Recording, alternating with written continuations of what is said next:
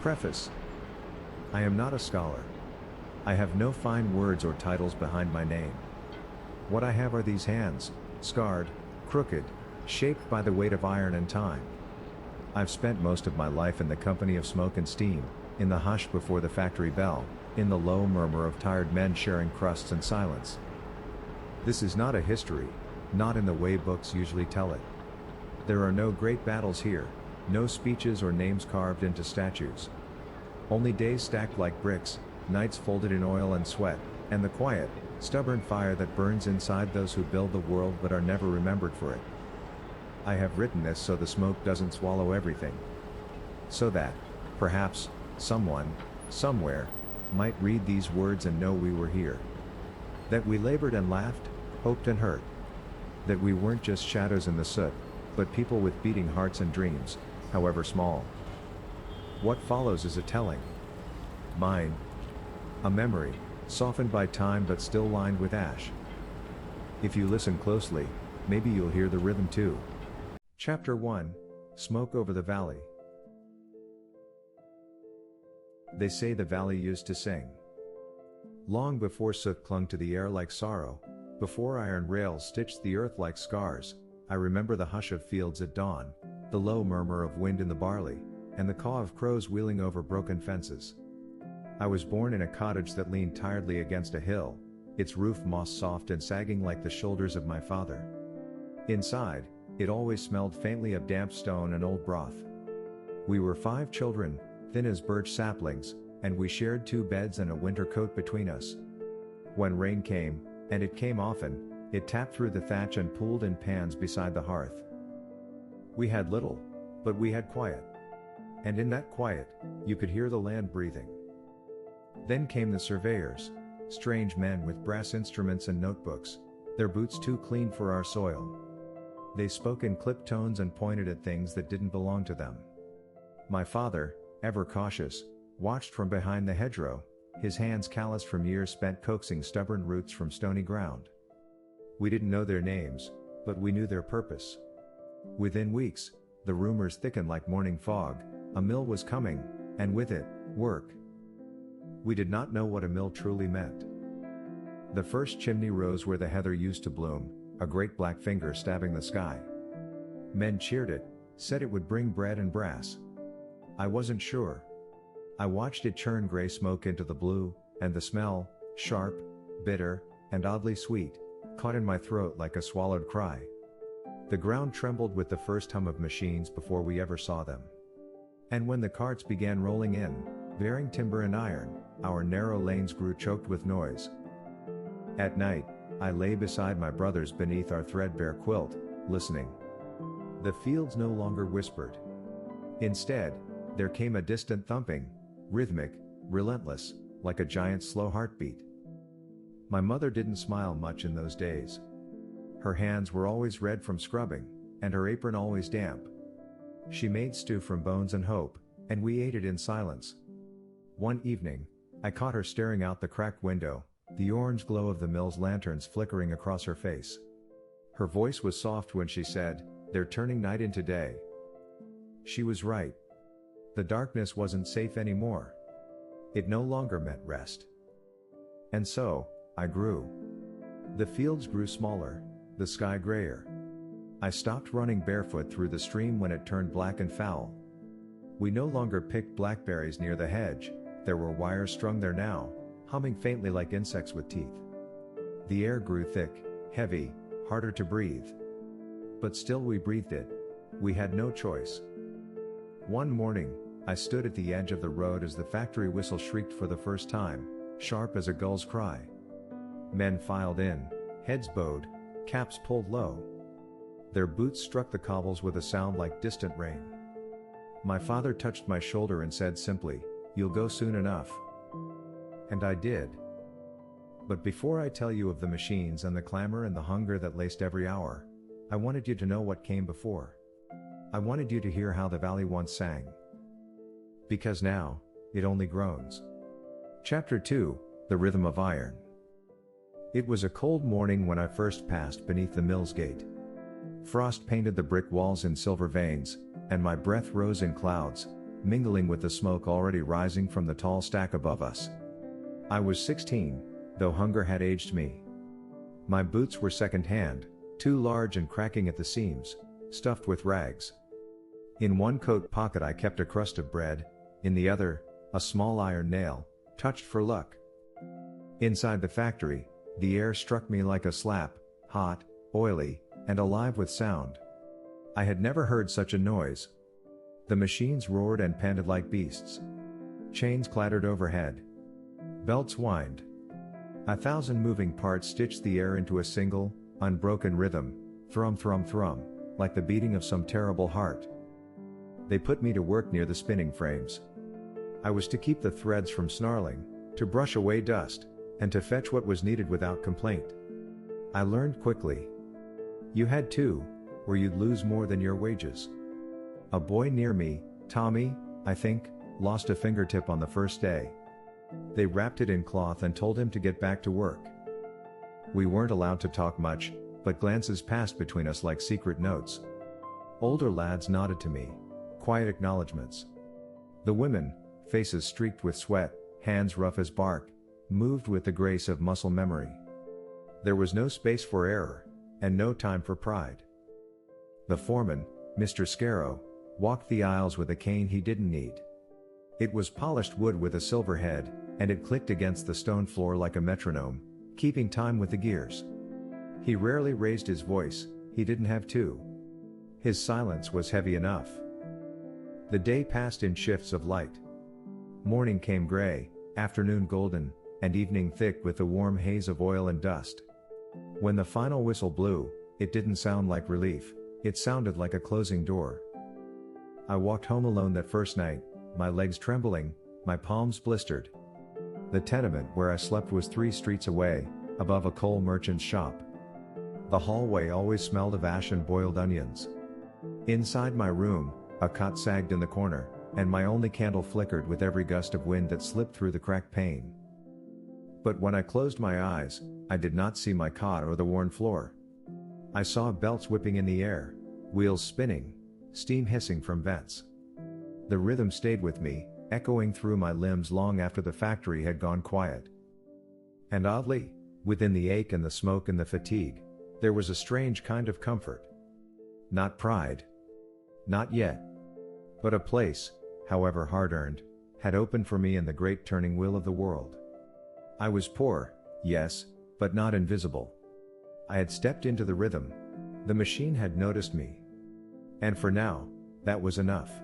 Chapter 3, City of Cinders. The city swelled like a lung, filling with smoke and strangers. I don't remember the moment when it stopped being a village. It was more like a slow undoing, hedges pulled down for brick, lanes widened into streets, meadows paved under wheel and stone. We used to name every tree along the old road. Now there's nothing left but soot-blind lamp posts and chimneys, tall as cathedral spires. I moved closer to the factory that year. The walk had grown longer, the shifts longer still. My new room was above a fishmonger's, just wide enough for a bed, a cracked basin, and the brass button I kept tucked beneath the sill, a keepsake from my brother before he went to the mines. The fish stench never quite left my clothes, and the floor creaked with every breath. But it was mine. The streets were always alive. In the morning, they clattered with boots and barrows, delivery boys shouting half-formed words, iron wheels grinding against cobbles. By night, the glow of lanterns spilled like honey across the windows, and women leaned out to empty buckets, to call to someone unseen. The city never truly slept, it just changed its rhythm. There was a market on Turnmill Lane where I'd sometimes stop after shift. The stalls leaned drunkenly against one another, canvas flapping in the breeze that carried ash from the factories. The bread was stale by dusk, but the soup was hot, and now and then I'd spend a farthing on roasted chestnuts, just to feel their warmth through my coat. The factory bell ruled us all, but it wasn't the only voice in the city. There were street preachers who warned of judgment, union men who whispered of change, widows who traded gossip in doorways like currency. And there were children, thin and fast, who darted through crowds with pockets lighter than they should be. I saw a girl once, standing barefoot on the corner of Millstone Street, eyes too old for her face. She was selling matches from a tin, her hands red from cold. I gave her a penny and she curtsied, more out of habit than hope. She reminded me of my sister before the fever took her. At night, when I sat on the edge of my bed peeling coal dust from under my nails, I sometimes imagined the factory from above, the endless motion of it, the people reduced to ants beneath the gears. I wondered if the owner, wherever he was, ever thought of us. Or if he only thought in quantities, in tons of cotton spun, in pounds saved per hour. We never saw him. But his presence was in everything, the pace we worked, the food we could afford, the rent that rose like tidewater. Mr. Scarrow, the foreman, remained the face of authority. He walked like he carried the building on his back, shoulders square, jaw clenched. We all knew he wasn't rich. His hands were calloused too. But there was power in his voice, and he wore it like a coat none of us could afford. Sometimes, when the whistle blew late and the fog hung low, the factory lights blurred into halos. In those moments, it almost looked beautiful, like something sacred. But it wasn't. It was hunger made solid, sweat shaped into profit. We kept the wheels turning, and the wheels kept us alive, barely. The city of cinders, we called it. Not with bitterness, no, we'd gone past bitterness. What remained was endurance, and a strange, grim pride. We had nothing. And still, we built everything. Chapter 4, Ash and Morning Light. The factory still breathes, though slower now, like an old man rising from sleep. I no longer work the floor. My knees gave out 2 winters ago, and the pain in my hands makes the simplest tasks feel like lifting bricks. They gave me a small pension, enough to keep bread in the cupboard and the landlord from knocking too loudly. Most days, I sit by the window, wrapped in a fraying blanket, watching the smoke rise beyond the rooftops. Sometimes I still hear it, the rhythm. The thrum of gears, the clatter of spindles. It's quieter now, buried beneath the bark of carts and the whistle of boys chasing stray dogs through the alley. But it's there. A ghost of labor humming through brick and bone. I think it's etched into me, like soot beneath the skin. A few of the old faces still pass my way. Elsie, who ran the bobbin frames, walks with a crooked cane and a crooked smile. We nod to each other from across the square. No words needed, we've said all we ever had to say, most of it with tired eyes and shared silences between shifts. The younger ones, though, they're different. They wear cleaner boots, straighter backs. Some of them go to school in the evenings. They talk of machines that run without smoke, of laws and hours and rights. I listen, and I hope. I don't envy them their future. I only want them to hold it gently. One boy, Thomas, visits sometimes. Son of a woman I once worked beside. Bright lad. Quick with numbers. He asks questions. Was it true you worked 16-hour days? Did you really get fined for coughing too loud? I laugh and tell him, yes. And I show him the scar on my forearm, the one the shuttle left when I slipped on spilled oil. He stares at it like it's a map of some lost country. I don't tell him everything. I don't say how, on some nights, we went to bed without speaking, too tired even for dreams. I don't speak of the men who never came back after cave-ins or accidents, nor of the women who wept quietly in stairwells, cradling empty coin purses. Some things are too heavy to hand down. But I do tell him this: we held the world together with blistered hands and soft prayers. We made the cloth that dressed a nation, lit the fires that warmed its homes. Not because we were strong, but because we had no choice. The morning light comes through the window now, soft and golden, like it used to in the fields. It catches the edge of my teacup, makes the steam shimmer. I close my eyes, just for a moment, and I can hear birds again, not crows or gulls, but the larks we chased as children. They say progress is a ladder. I think it's more like a wheel, turning and turning, grinding down what came before to lift up what comes next. We were the ash beneath it all. And yet, here I am, in the morning light, still warm, still breathing. Still here. Chapter 5, The Weight of Shadows. The years have a way of softening the things we remember, don't they? I used to know every creak of the factory floor, every corner where the oil pooled like a dark promise. Now, those things seem as distant as a childhood dream, as if they belong to someone else. The sounds are quieter, though still there. The buzz of machines, the hissing of steam, the clang of metal on metal, they are a part of me, woven into my flesh like threads of memory that never quite fade. I pass by the old factory sometimes. It's still there, of course. How could it not be? It's a fixture in the city now, an immovable thing, like the church or the river. I see the young ones standing in line, their faces flushed with the same mixture of fear and hunger that I once carried in my chest. I can still feel the weight of it, that gnawing hunger that kept you awake at night, listening to the sounds of the street, wondering if you might find a scrap to eat, or if it was simply too late for that. There's a woman standing near the gates, selling her wares, baskets of bread and fruit. Her face is familiar, though I don't think I've ever seen her before. Her clothes are worn thin, like so many others who walk these streets. It strikes me how much the faces change, how many generations have passed since my time there, each one chipping away at the same rock. They work the same factory, wear the same tired shoes, and walk the same cobbled streets. But their eyes are different. The young ones are bolder now. I see them with their heads held high, their backs straighter, as if they've been told that something more waits for them. And I wonder, is it true? When I worked there was no future in it. The only thing that mattered was the clock, the bell, the grind of the wheels. Everything else was a blur. We were not meant to rise from it. We were meant to keep the wheels turning. I thought of nothing else, nothing beyond the next shift, the next meal, the next cup of water that would burn my throat. It was a simple life, in its way. But it wasn't a life I would have chosen if there had been another path. I know that now. The city is bigger now, so much bigger. The buildings are taller, the streets wider, and the factory has grown like a vine, twisting and sprawling, reaching out to places it never touched before. The people, too, have grown louder. There are more of them, and they speak in languages I don't understand. I've heard their voices in the markets, in the squares.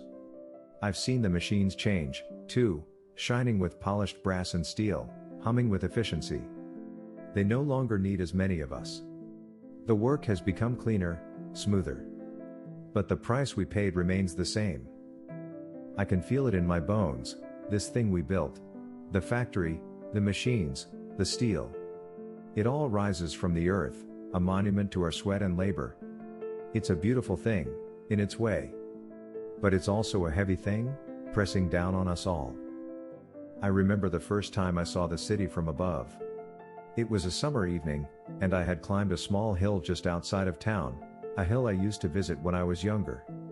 From there, I could see the entire city spread out like a patchwork quilt, streets winding like veins, houses huddled close together like a family, and the factory, dark and brooding at the center, towering over it all.